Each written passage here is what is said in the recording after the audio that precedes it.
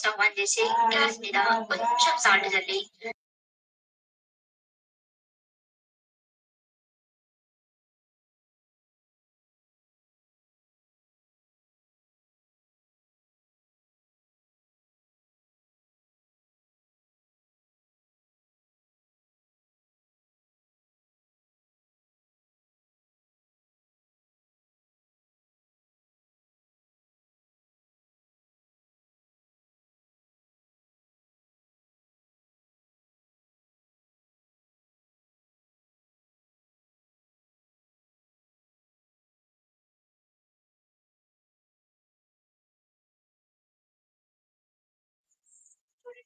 ఒకదాని తర్వాత ఒకటి ఏసేసాము. వేరే రైస్ ఏసిన తర్వాత ఒక 2 మినిట్స్ తర్వాత అవి బాయిల్ కింద కుక్ అయిపోతాయనమాట.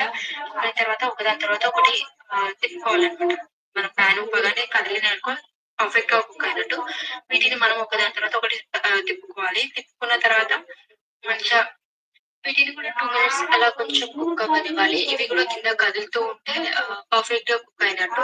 మన చైనీస్ వాళ్ళు ఫ్రైడ్ రైస్ పాన్ ఊపుతారు కదా! అలా ఊపుతూ ఉంటే కదులుతూ ఉంటే ఇవి పర్ఫెక్ట్‌గా కుక్ అయినట్టు.